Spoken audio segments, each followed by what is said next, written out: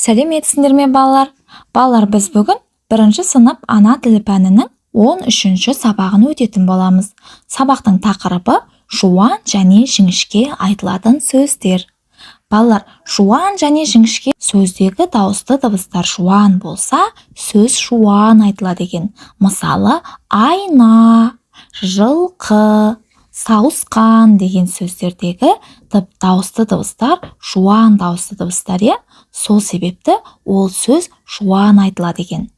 Ал егерде сөздегі дауысты дыбыстар жіңішке болса, сөз де жіңішке айтылады екен. Мысалы, үй дегенде ү дыбысы жіңішке дауысты дыбыс, көгершін дегенде ө, е, дауысты дыбыстары жіңішке дауысты дыбыстар.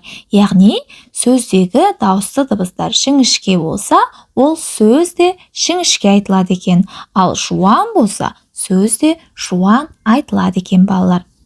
Олай болса, балалар, бірінші жаттығуға назар аударайық. Тақырыбы бойынша мәтіннің мазмұнын болжа, мәтінді тыңда. Балалар, мәтіннің тақырыбы әдепті балалар екен. Олай болса, мәтінді оқымай тұрып, осы тақырыпқа қарап, мәтінде не туралы жазылғанын ойланып көрейікші, балалар. Тақырыпта айтып тұрғандай, әдепті балалар, мәтінде де әдепті балалар туралы жазылған екен. Олай болса, қанекей мәтінді тыңдайық.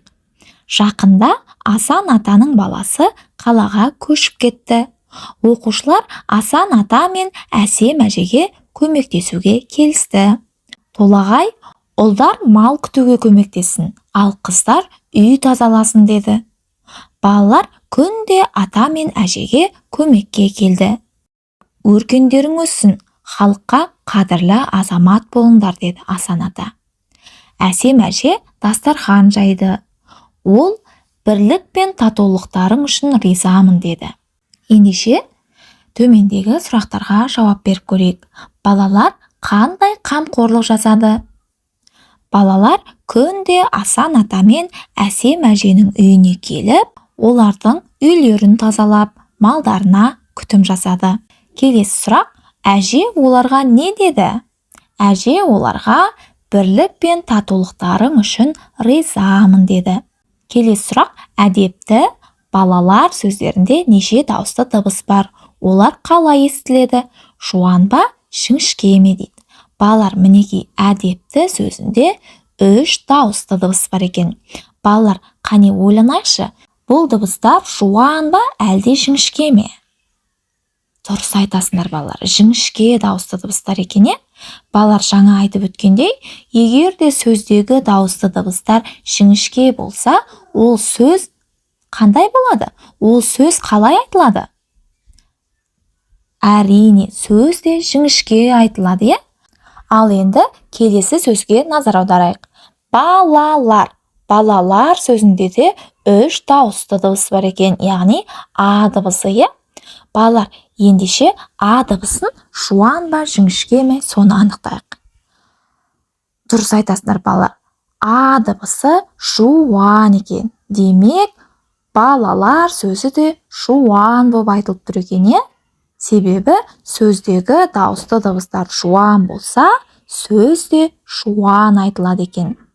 Енді екінші жаттығуға назар аударайық. Мақалды жатқа жаз.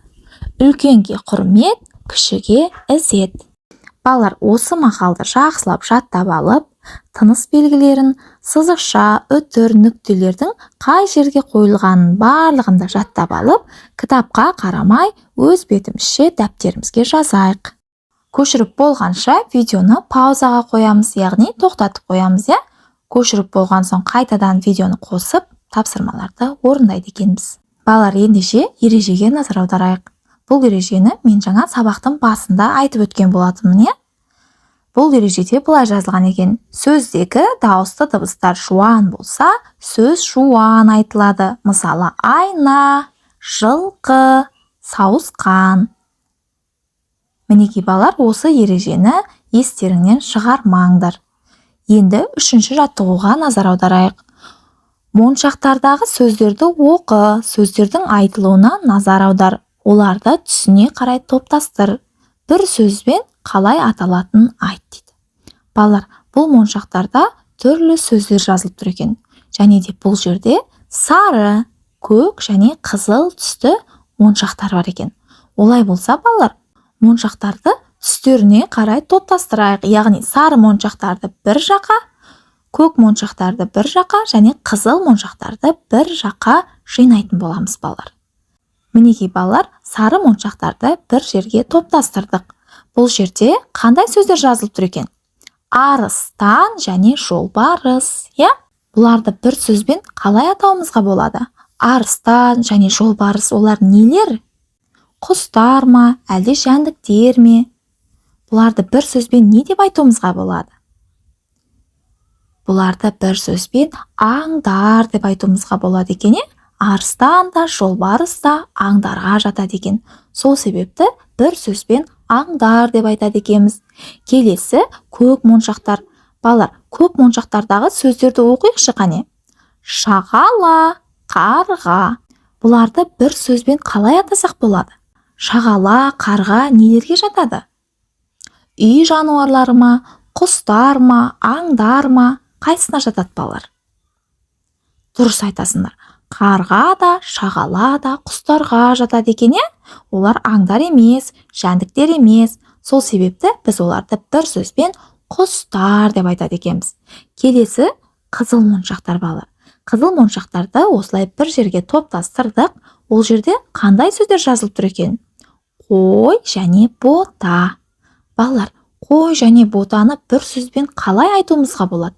Қой және ботаны бір сөзбен үй жануарлары деп айтуымызға болады екен, Яғни қойды да және ботаны да адамдар қолға үйретіп, өз үйлерінде, өз үйлерінің аулаларында күтіп баптайды екен, Сол себепті үйде өсірілетін жануарлар болған үшін оларды үй жануарлары деп айтады екенбіз.